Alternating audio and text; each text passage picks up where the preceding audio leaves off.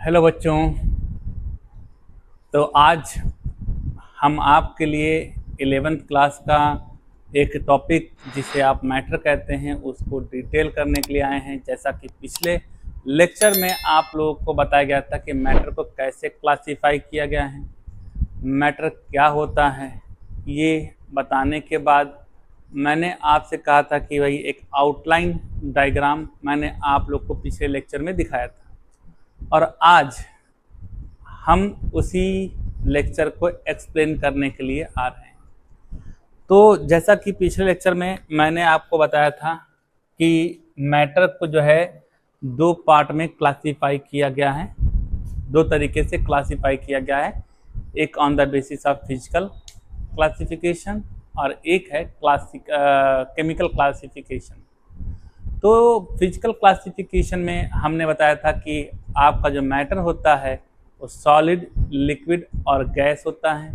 तो आइए जब सॉलिड, लिक्विड, गैस के बारे में हम जानते हैं। तो हम यहाँ पर लेके चलते हैं सबसे पहले फिजिकल क्लासिफिकेशन। तो फिजिकल क्लासिफिकेशन जो होता है उसके बेस पे जो मैटर जो होता है वो स्पेशली 3 टाइप के होते हैं। पहला है आपका सॉलिड, दूसरा है लिक्विड और तीसरा है गैस। सवाल आता है कि भाई आपका जो है क्या कहते हैं ये एक्सप्लेन कैसे किया जाए। तो ये जो है एक्सप्लेन करने का इसका जो तरीका है वो शेप और वॉल्यूम के बेस पर एक्सप्लेन किया जाएगा। ये इसका जो एक्सप्लेनेशन है ये इसके वॉल्यूम एंड शेप, ठीक, ये आपका वॉल्यूम एंड शेप के बेस पे एक्सप्लेन किया जाएगा। अब सवाल आता है कि सर वॉल्यूम और शेप के बेस पर कैसे किया जाए। चले ठीक है, देखिए भाई, सबसे पहले मैं इसे जो है आपका लिख देता हूँ फिजिकल क्लासिफिकेशन में। सबसे पहला आपका लिख लेता हूँ सॉलिड,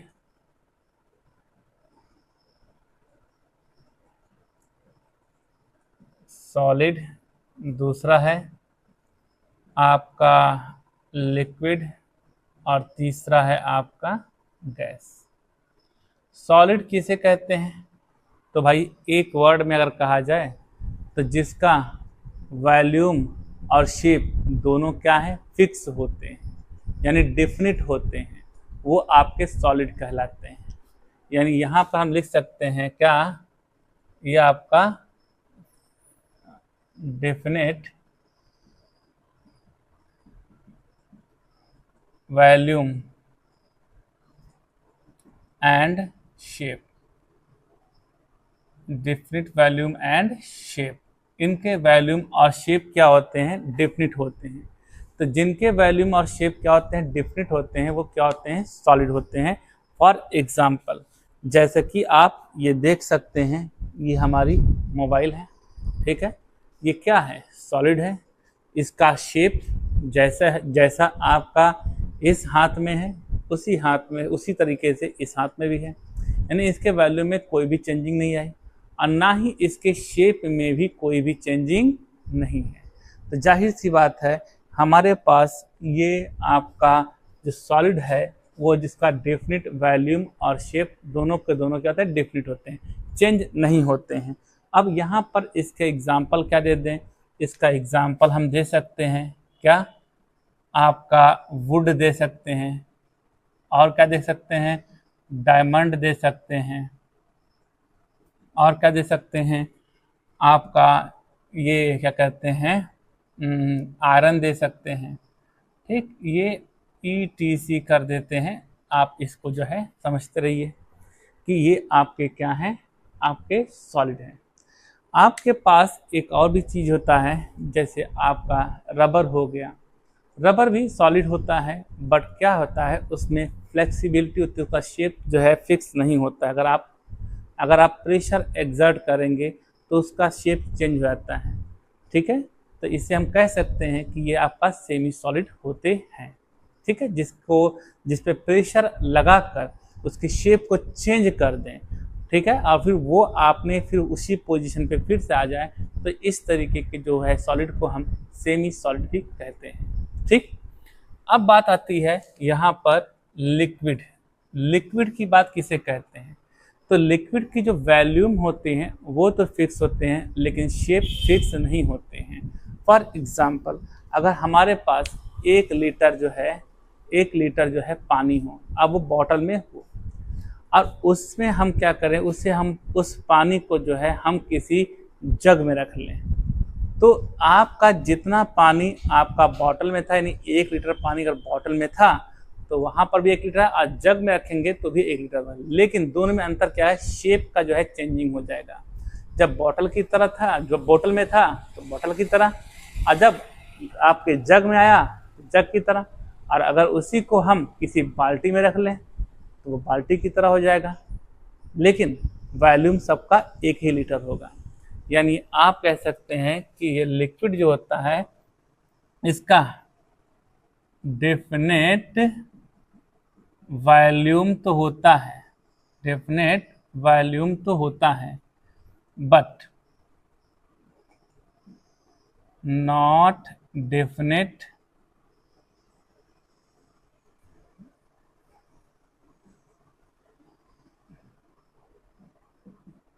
शेप। शेप इसका जो डेफिनेट नहीं होता है, चेंज होता रहता है। एग्जाम्पल लिख लिया जाए तो एग्जाम्पल में हम कह सकते हैं कि हमारे पास लिक्विड होता है, और क्या हो सकता है, लिक्विड, अरे लिक्विड ही तो है यार, ये क्या हो सकता है आपका, वाटर हो सकता है, और अल्कोहल हो सकता है,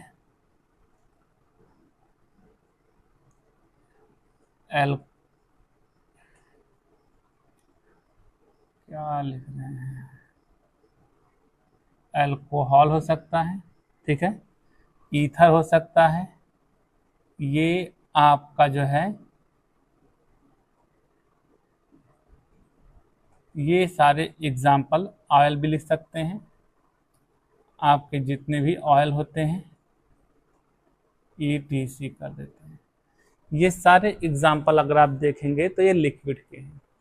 अब हम बात करते हैं गैस के बारे में। ठीक है, गैस किसे कहते हैं? जिसका शेप और जिसका शेप और वॉल्यूम दोनों फिक्स नहीं होता है, उसे हम क्या कहते हैं? गैस कहते हैं। फॉर एग्जाम्पल, अगर आप गैस सिलेंडर को ले लें, तो गैस सिलेंडर को अगर आप ले लेते हैं तो उसके अंदर आपका जो गैस होता है भरा होता है। ठीक है, तो उस समय गैस का वॉल्यूम कितना होता है? उस सिलेंडर के बराबर होता है। उसका शेप कैसा होता है? सिलेंडर की तरह होता है।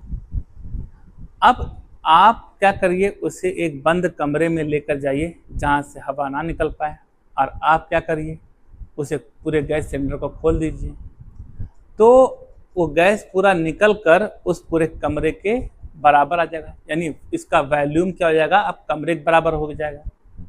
पहले जो गैस सिलेंडर के बराबर वॉल्यूम था, अब वो कमरे के बराबर वॉल्यूम हो जाएगा।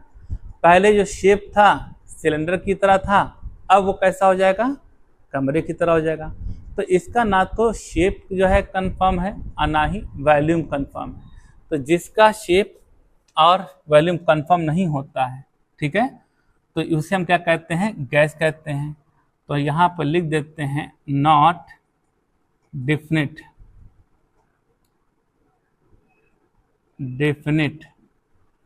Volume and shape. तो जिसका जो है वॉल्यूम और शेप दोनों डेफिनिट नहीं होता है, उसे हम क्या कहते हैं? गैस कहते हैं। और गैस के बारे में आप तो जानते ही हैं। आप एग्जाम्पल लिख लीजिए। इसका एग्जाम्पल हो जाता है आपका एयर हो जाता है, और कौन हो जाता है? चलिए, कार्बन डाइऑक्साइड हो जाता है। ऑक्सीजन एयर के पार्ट ही होते हैं ये। नाइट्रोजन गैस होता है, ठीक है, HCl गैस होता है। ये सारे के सारे ये सारे के सारे जो है आपके क्या है, गैस है, ETC। ठीक है, तो इस तरीके से फिजिकल क्लासिफिकेशन में इतना कुछ बहुत हो गया। इसके अलावा हमारे पास एक होता है प्लाज्मा स्टेट। इस फिजिकल क्लासिफिकेशन में ही एक और आता है जिसे हम प्लाज्मा स्टेट कहते हैं। प्लाज्मा स्टेट किसे कहते हैं इसको यह समझा जाए। ठीक है, पहले इसको नोट करना है तो नोट कर लीजिए।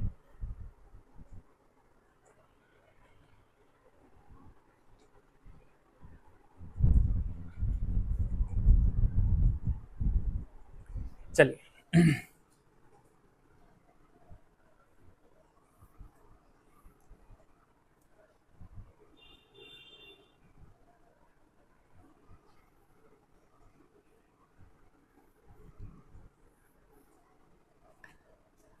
बात आती है किसकी, प्लाज्मा स्टेट की। ये प्लाज्मा स्टेट है क्या, ये आपका फोर्थ स्टेट है मैटर का on the basis of physical state. ठीक है, तो ये प्लाज्मा स्टेट का जो सबसे अच्छा एग्जाम्पल अगर आप देखेंगे तो ये हमारा सन है। सन मतलब बेटा नहीं, सूरज। ठीक, सूरज, हाँ, जिससे हमको प्रकाश मिलता है। तो ये जो है हमारा जो है जो सन है वो सबसे बेहतर एग्जाम्पल है। वो क्या है, प्लाज्मा स्टेट का। इसमें होता क्या है, जो गैसेज जो होती हैं, गैसेज जैसे आपका गैस होता है वो आयोनाइज्ड हो जाते हैं। आयोनाइज्ड होने के बाद उनके इलेक्ट्रॉन अलग हो जाते हैं, कैटायन अलग हो जाते हैं। अब जो ये बनते हैं इससे हम क्या कहते हैं, इस तरीके से समझिएगा, गैसियस ऑयल कहते हैं। जैसे मान लीजिए आपने ये हाइड्रोजन ले लिया। हाइड्रोजन जो होता है इनके बीच में एक बॉन्ड बना होता है।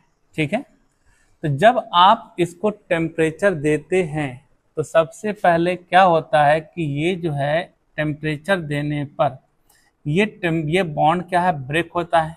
हाइड्रोजन हाइड्रोजन में ब्रेक हो गया। ये जो है हाइड्रोजन इलेक्ट्रॉन को लूज कर कर यहाँ पे पॉजिटिव चार्ज बना लेते हैं, और यहाँ पर ये भी इलेक्ट्रॉन को लूज करके पॉजिटिव चार्ज बना लेते हैं। इस तरीके से ढेर सारे जो आपके हाइड्रोजन जो है आयोनाइज्ड फॉर्म में आ जाते हैं, जिसे हम गैसियस ऑयल कहते हैं। और ये इलेक्ट्रॉन उसी के साथ जो है आपका रहता है। तो ये आयोनाइज्ड फॉर्म जो होता है, जो इस तरीके से, यानी ढेर सारे आपके जो H पॉजिटिव आयन हैं, इस तरीके से आपके ये ढेर सारे H पॉजिटिव, ये हो गया H पॉजिटिव। ठीक है, और यहाँ पर इनके बीच इलेक्ट्रॉन जो तैर रहे हैं इस तरीके से। तो ये आप जो देख रहे हैं इस तरीके के जो स्टेट होता है, यानी गैस जब आयोनाइज स्टेट में आ जाते हैं तो उसे हम कहते हैं क्या, प्लाज्मा स्टेट कहते हैं। तो ये आपका प्लाज्मा स्टेट है। एक और स्टेट है बोस आइंस्टाइन कंडेंसेट जो होता है। ये आपका बहुत कम टेम्परेचर पर -273 डिग्री सेंटीग्रेड, इस टेम्परेचर पर का जो आपका किसी भी सबस्टेंस का जो स्टेट होता है, ये आपका बोस आइंस्टाइन कंडेंसेट होता है। ठीक है, तो यहाँ पर ये फिजिकल स्टेट के बारे में हमने आपको बताया। फिजिकल क्लासिफिकेशन के बारे में ये आपने जानकारी हासिल की। अब हम बात करते हैं केमिकल क्लासिफिकेशन के बारे में। तो केमिकल क्लासिफिकेशन की बात अगर हम करें तो कल जैसा कि पिछले लेक्चर में हमने बताया था कि केमिकल क्लासिफिकेशन के जो होता है ये आपके दो तरीके से होते हैं। पहला होता है आपका प्योर और दूसरा होता है इम्प्योर, जिसे आप मिक्सचर कहते हैं।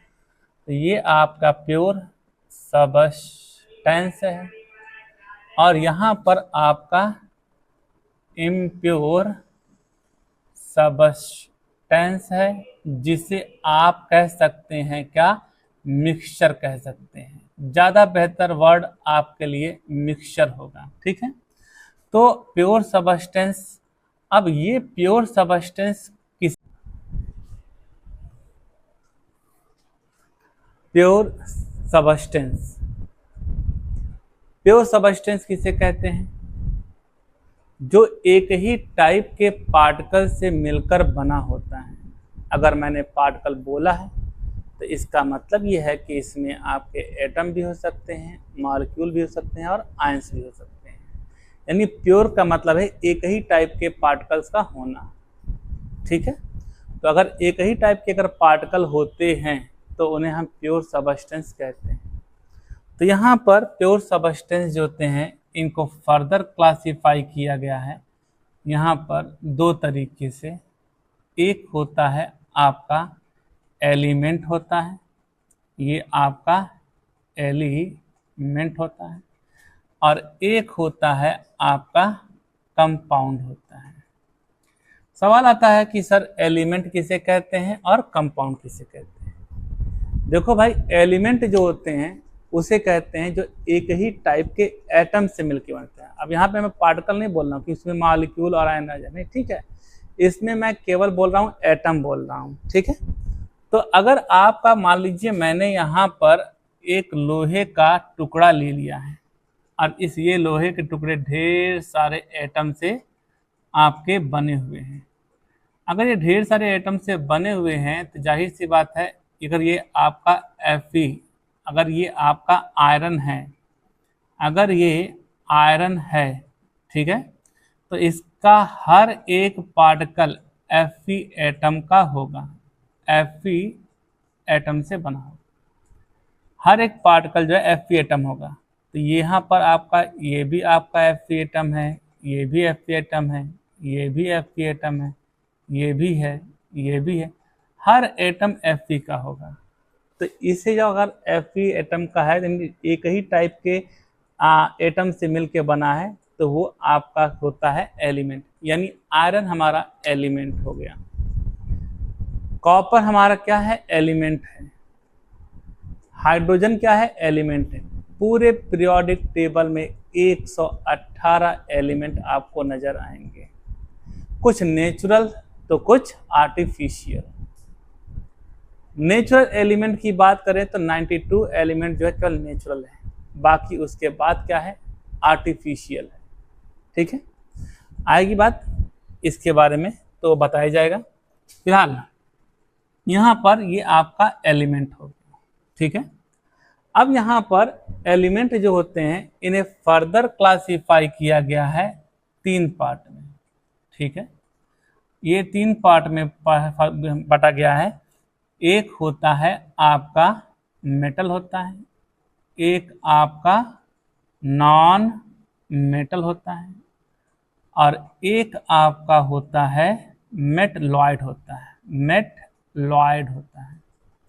तो मेटल किसे कहते हैं, नॉन मेटल किसे कहते हैं और मेटलॉइड किसे कहते हैं? ठीक है, तो सबसे पहले भाई देखिए, बड़ा बहुत लंबा है डिस्कशन है मेटल, नॉन मेटल और मेटलॉइड के बारे में। ठीक है, फिलहाल छोटे छोटे तरीकों से आपको मैं बता दे रहा हूँ। ठीक है, प्राइमरी स्टेट पे मेटल के लिए मैं आपसे एक छोटी सी बात कहूँगा कि कुछ चीज़ें हैं मेटल के कॉन्सेप्ट में जो छोटी, जो आपके लाइटर मेटल होते हैं, जो हल्के मेटल होते हैं, जिनका एटॉमिक मास कम होते हैं, मैं अभी उनके बारे में, हैवियर के बारे में बात नहीं कर रहा हूँ, जो पीरियोडिक टेबल में एट द बेस पर होते हैं। आमतौर पर क्या होता है कि जब आप टॉप टू बॉटम आते हैं तो मेटेलिक कैरेक्टर बढ़ती है। दैट मीन्स लगभग जो नीचे के जितने भी एलिमेंट होते हैं वो लगभग सारे के सारे आपके मेटल होते हैं, लगभग सारे मेटल होते हैं। लेकिन फिलहाल मैं ये सोच के चल रहा हूँ कि आपको मेटल नहीं आते हैं, इसलिए मैं थोड़ा सा आपको जो है इस तरीके से बताऊंगा कि जैसे आपको उसको समझने में आसानी हो जाए। ठीक है, खैर, तो मेटल किसे कहते हैं? तो सबसे पहले याद रखिएगा कि मेटल जो होते हैं उनके आउटर सेल में 1, 2 या 3 इलेक्ट्रॉन होते हैं। जी हाँ बच्चों, जब आप इलेक्ट्रॉनिक कॉन्फ़िगरेशन करेंगे तो उनके आउटर सेल में अगर 1, 2 या 3 इलेक्ट्रॉन दिख जाएं तो आप समझ जाइए वो मेटल है। ठीक है, तो यहाँ पर मैं लिखता हूँ मेटल के बारे में थोड़ा सा तो मेटल जो होता है वो होता है जिनके आउटर सेल में, आउटर शेल हैव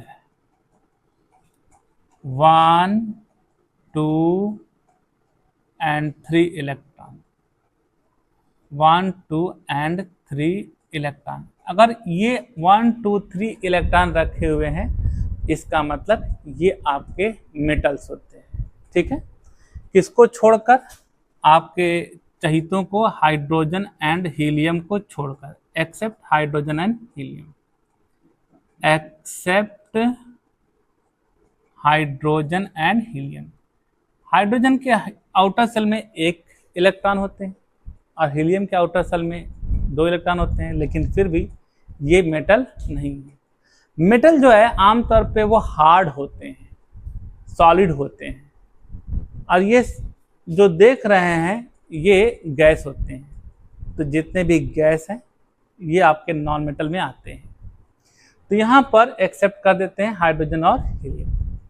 मेटल जो होता है उसमें इलेक्ट्रॉन लूज करने की टेंडेंसी होती है, यानी जो आपके मेटल होते हैं वो 1, 2 या 3 इलेक्ट्रॉन लूज करते हैं की टेंडेंसी रखते हैं, और लूज करने के बाद वो 1 पॉजिटिव चार्ज, 2 पॉजिटिव चार्ज या 3 पॉजिटिव चार्ज एटम के ऊपर रखते हैं, वो आमतौर पे मेटल होते हैं। ठीक है, तो यहाँ पर आपका एक कैरेक्टर आ गया, मेटल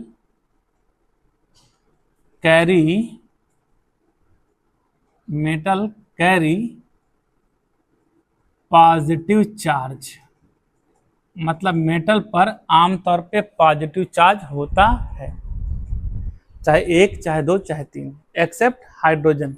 हाइड्रोजन पे सिंगल पॉजिटिव होता है, लेकिन वो मेटल नहीं होता है, याद रखिएगा।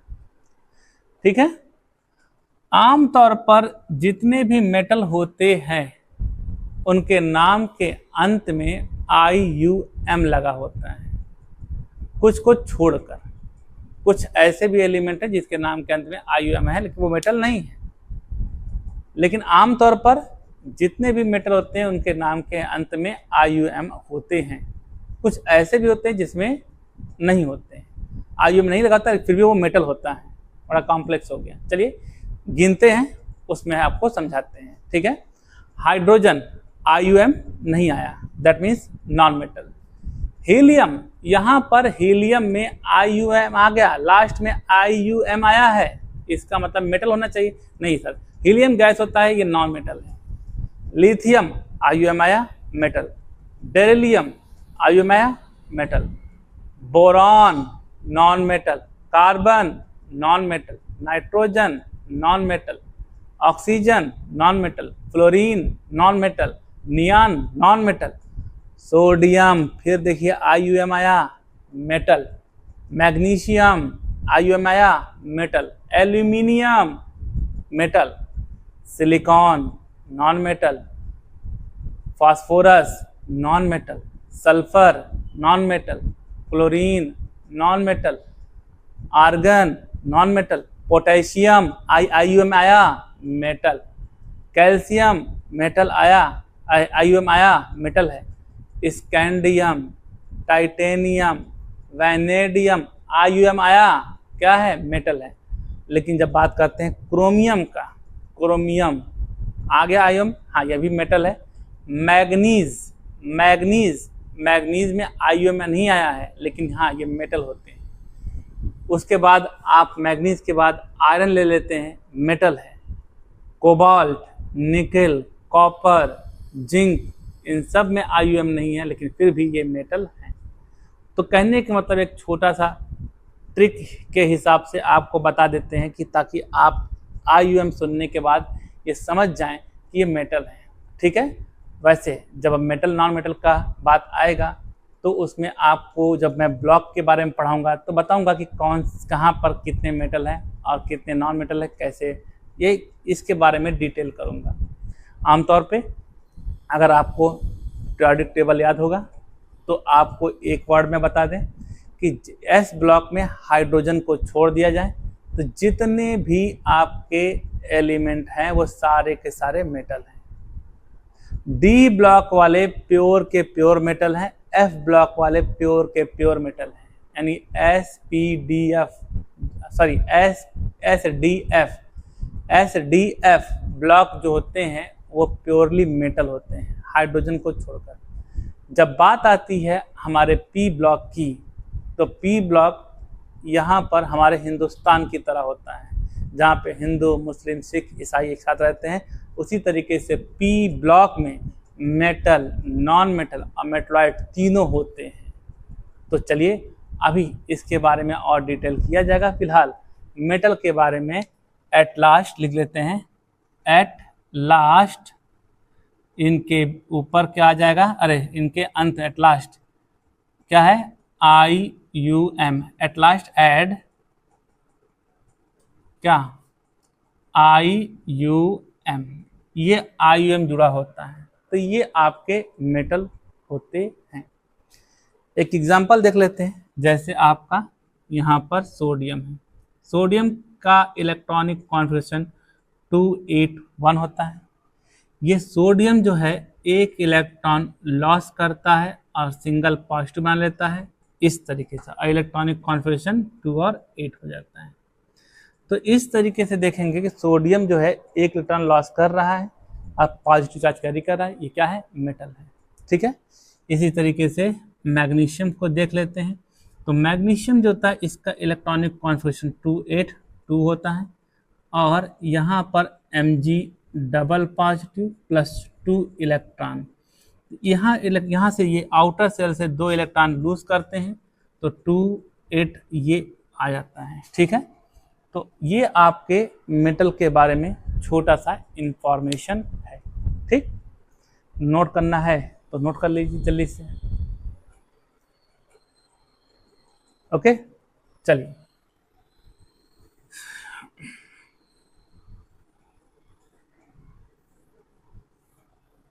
अब हम बात करते हैं नॉन मेटल की। भाई नॉन मेटल किसे कहते हैं, जिनके आउटर सेल में 4, 5, 6, 7, 8 इलेक्ट्रॉन हो। ठीक है, तो यहाँ पर लिख लेते हैं आउटर शेल हैव कितना, 4, 5, 6, 7, 8 इलेक्ट्रॉन। ये जनरली क्या होते हैं, नॉन मेटल होते हैं। ये हम बात कर रहे हैं किसकी, नॉन मेटल की बात कर रहे हैं, ये नॉन मेटल। तो नॉन मेटल के आउटर सेल में 4, 5, 6, 7, 8 इलेक्ट्रॉन होते हैं। लेकिन याद रखिएगा बेटा, केवल इतना ही नहीं है, ये तो ऊपर की बात है। जब आप नीचे जब जाएंगे तो 4 इलेक्ट्रॉन रखने वाला मेटल होता है, 5 इलेक्ट्रॉन वाला रखने वाला मेटल में आ जाते हैं, ये आपके 6 इलेक्ट्रॉन रखने वाले मेटल आ जाते हैं। तो ये बात बस ये है कि जो आपके लाइटर एलिमेंट होते हैं उनकी बात कर रहे हैं। ठीक है, तो नॉन मेटल में क्या है, अगर आप आउटर सेल में 4, 5, 6, 7, 8 इलेक्ट्रॉन देखिए तो आप समझ जाइए वो नॉन मेटल है।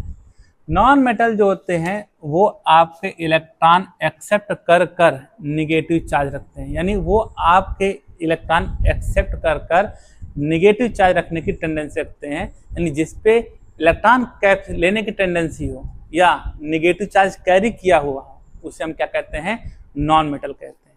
अब जैसे बात कर लेते हैं यहाँ पर कि non metal accept electron to carry क्या, निगेटिव चार्ज। तो अगर ये आपका निगेटिव चार्ज कैरी किए हुए हैं तो ये आपके नॉन मेटल होंगे। ठीक है, अब बात कर लेते हैं यहाँ पर क्या कहते हैं, ये आपका फ्लोरीन है, इसका इलेक्ट्रॉनिक कॉन्फिगरेशन 2 और 7 होता है। ये एक इलेक्ट्रॉन एक्सेप्ट करता है और ये F निगेटिव बना लेता है। इलेक्ट्रॉन एक्सेप्ट किया तो यहाँ पर इलेक्ट्रॉनिक कॉन्फिगरेशन 2 और 8 हो गया। बात समझ में आई? तो यहाँ पर इसने निगेटिव चार्ज कैरी किया, इसका मतलब ये नॉन मेटल है। ऑक्सीजन की बात करें तो ऑक्सीजन जो है ये आपका 2 इलेक्ट्रॉन एक्सेप्ट करता है और O पर डबल नेगेटिव बनाता है।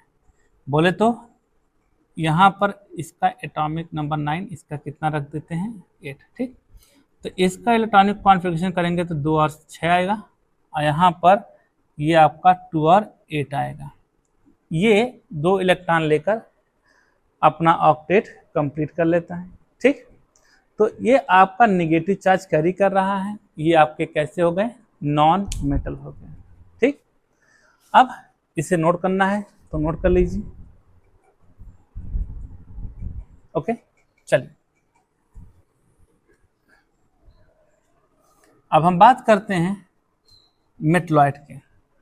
देखो बेटा, कुछ मेटल ऐसे होते हैं जिसमें मेटल कुछ ऐसे सबस्टेंस होते हैं जिसमें मेटल और नॉन मेटल दोनों की प्रॉपर्टी होती है।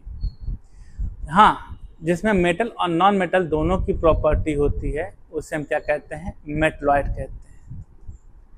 तो उसमें मेटल की तरह जो है मतलब इलेक्ट्रॉन लॉस करने की टेंडेंसी भी है और गेन करने की टेंडेंसी भी है। ठीक है, तो ये आपका जो है क्या कहलाता है, मेटलॉइड। मेटलॉइड के एग्जाम्पल कैसे याद किया जाए, मेटलॉइड कौन कौन से होते हैं, तो इसके लिए आपको एक छोटा सा कोड देते हैं। और कोड क्या है, बोलो शिव जी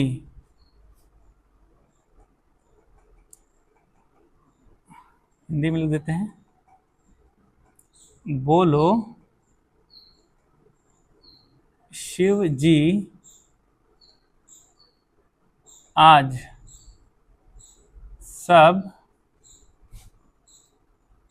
तेरी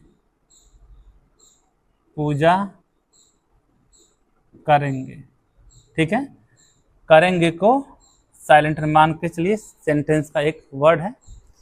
तो यहाँ पर बोलो मतलब बोरान, शिव मतलब सिलिकॉन, जी मतलब जर्मेनियम, आज मतलब आर्सेनिक, सब मतलब एंटीमनी, तेरी मतलब प्लेरियम, ये आपका पोलोनियम।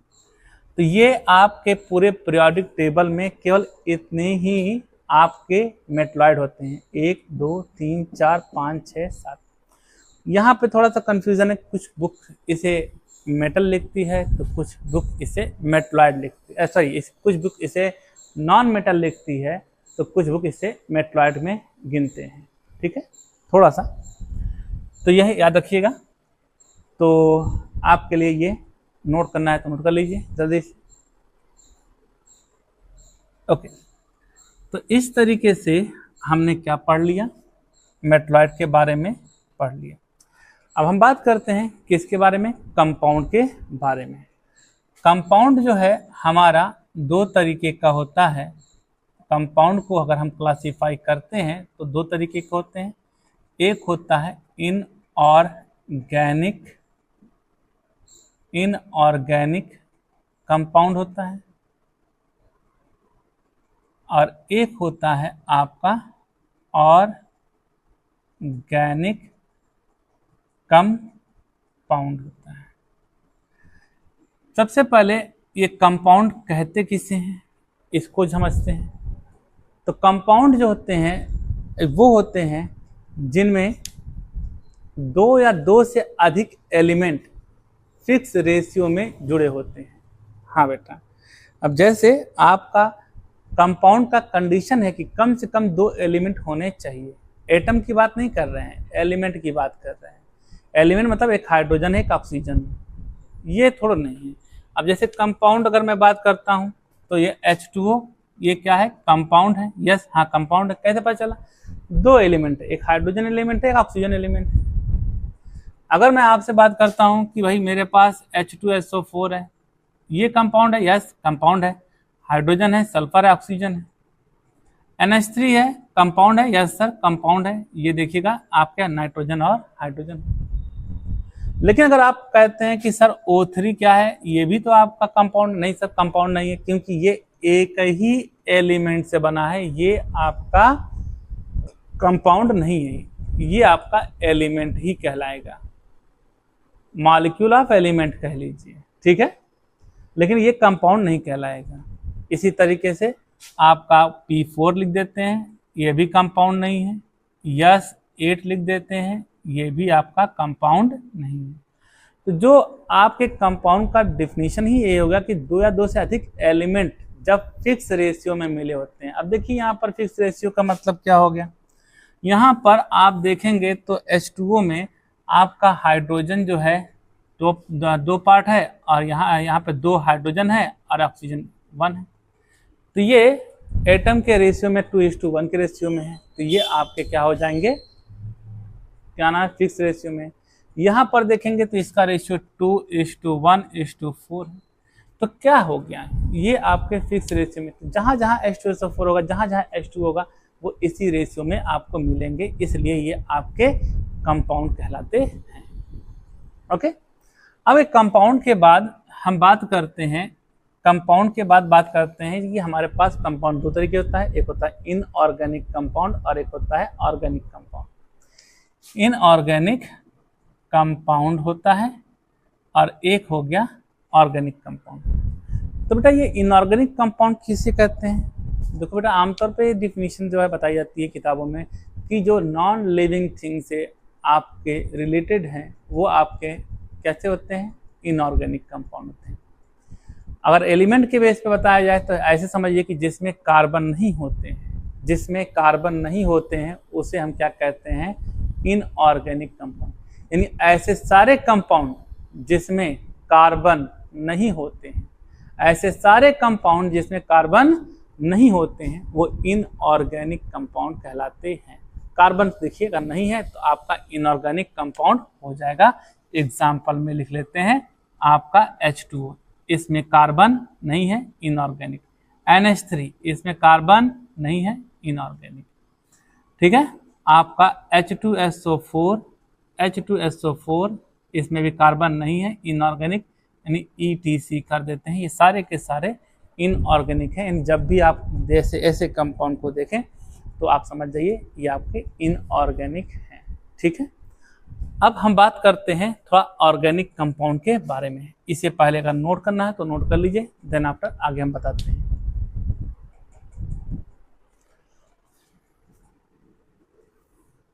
चलिए, तो सबसे पहले यहाँ पर ऑर्गेनिक के बारे में एक बार आपको बता देते हैं। ऑर्गेनिक कंपाउंड के बारे में हम बात कर रहे हैं। ठीक है, तो ऑर्गेनिक कंपाउंड के बारे में अगर हम बात करते हैं, ये ऑर्गेनिक कंपाउंड किसे कहते हैं? देखो बेटा, जिसमें आपका कम से कम एक कार्बन जरूर पाया जाता है वो आपका ऑर्गेनिक कंपाउंड कहलाता है। कार्बन आपके पाए जाएंगे तो ही आपके ऑर्गेनिक कंपाउंड कहलाएंगे। आमतौर पे पहले तो ये माना जाता था, इसकी काफ़ी बड़ी डिस्क्रिप्शन है जिसको छोटे से लेक्चर में नहीं समझा सकते हैं, बहुत लंबा लेक्चर है। तो आमतौर पे भी छोटे से में समझिए इस तरीके से कि ऐसे कंपाउंड जिसमें एक कार्बन होगा, कम से कम एक कार्बन और उसके साथ हाइड्रोजन भी आ जाए, तो वो आपका ऑर्गेनिक कंपाउंड कहलाते हैं। कार्बन के साथ हाइड्रोजन भी आ जाता है तो ये आपके ऑर्गेनिक कंपाउंड कहलाते हैं। आइए एग्जाम्पल लिख लेते हैं, जैसे आपका CH4 कार्बन आया, ये आपका ऑर्गेनिक कंपाउंड है। इसी तरीके से आपका जो है C2H4 आ गया, ऑर्गेनिक कंपाउंड है। C2H6 ये भी आ गया, ऑर्गेनिक कंपाउंड है। आपका C2H5OH ये आपका अल्कोहल है, देखिए ये भी ऑर्गेनिक है। जो आप चीनी खाते हैं, कौन खाते हैं भाई, चीनी का फार्मूला क्या हो गया, C12H22O11, ये आपका कार्बन के साथ हाइड्रोजन ऑर्गेनिक है।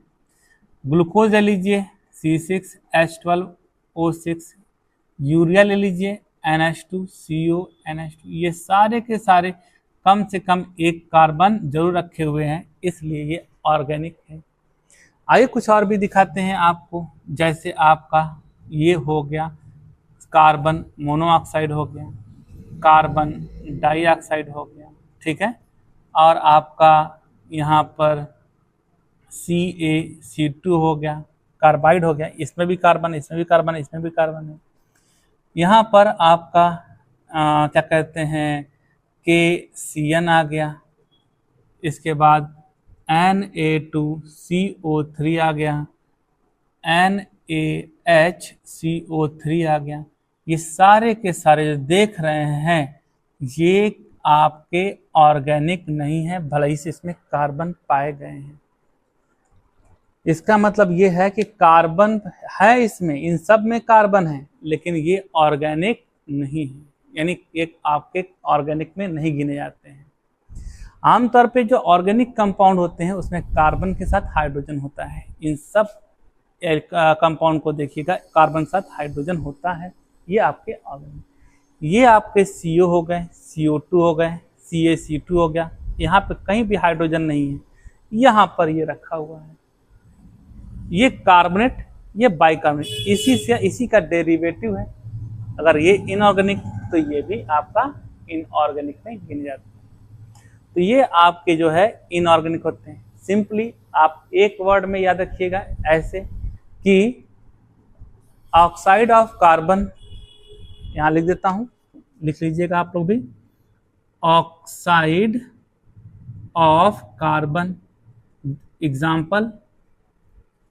एग्जाम्पल CO एंड CO2, ये आपके इनऑर्गेनिक होते हैं। आपके साइनाइड की बात बोले तो ये सिंगल बॉन्ड CN नेगेटिव अगर आ जाता है तो साइनाइड कहते हैं। अगर आ जाए कहीं पर, चाहे आपका KCN के फॉर्म में आ जाए या AgCN के फॉर्म में आ जाए, ये आपके जो होते हैं ये आपके इनऑर्गेनिक होते हैं। फिर उसके बाद कार्बाइड हो गया, कार्बाइड जो होता है ये आपका C/4 नेगेटिव होता है।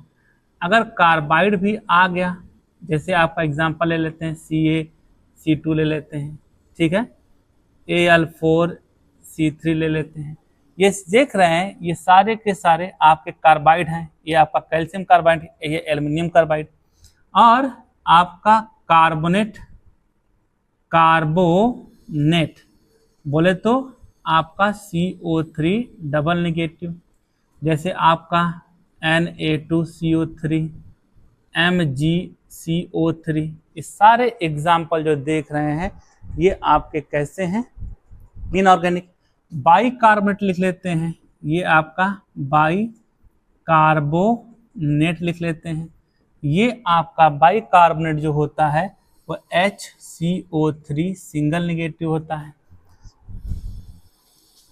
ये बाइकार्बोनेट जो होता है ये HCO3 सिंगल नेगेटिव होता है।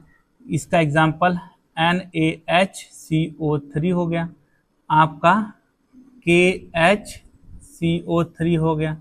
तो ये सारे के सारे जो एग्जांपल हैं ये आपके इनऑर्गेनिक होते हैं। भले ही से इसमें कार्बन है, लेकिन ये आपके कैसे होते हैं, इनऑर्गेनिक में होते हैं। ठीक है, तो ऑर्गेनिक कंपाउंड के बारे में आपको पता चल गया। अब एक लास्ट पार्ट है और वो है आपका, हाँ नोट करना चाहते हैं भाई नोट कर लीजिए फास्ट। ओके चलिए, अब इसमें एक लास्ट पार्ट बचा हुआ है जिसे आप मिक्सचर कहते हैं। मिक्सचर किसे कहते हैं, इसे जो है समझते हैं। मिक्सचर, जब दो सबस्टेंस को किसी भी रेशियो में मिला देते हैं तो उसे हम मिक्सचर कहते हैं। दो सबस्टेंस को किसी भी रेशियो में आप मिला दीजिए तो वो आपका मिक्सचर कहलाता है। यानी आपका मिक्सचर जो होते हैं, आप चीनी ले लीजिए, पानी ले लीजिए, दोनों को मिला दीजिए, आपका क्या हो गया, मिक्सचर हो गया। बालू ले लीजिए, चीनी ले लीजिए, मिला दीजिए, क्या हो गया, मिक्सचर हो गया। तो ये मिक्सचर हो गए। तो आप मिलाने से पहले ये नहीं देखते हैं कि किस रेशियो में मिलाना है, किसी भी रेशियो में मिला दें वो आपका क्या कहलाएगा, मिक्सचर कहलाएगा। अब मिक्सचर जो होते हैं ये आपके दो तरीके के होते हैं, या 2 टाइप के होते हैं। एक होता है आपका होमोजीनस मिक्सचर होता है, और एक होता है आपका हेट्रोजीनस मिक्सचर होता है। ये आपका हेट्रोजीनस मिक्सचर होता है। होमोजीनस मिक्सचर किसे कहते हैं, जिसके हर पार्ट का कंपोजिशन इक्वल होता है, उससे हम होमोजेनस मिक्सचर किसे कहते हैं।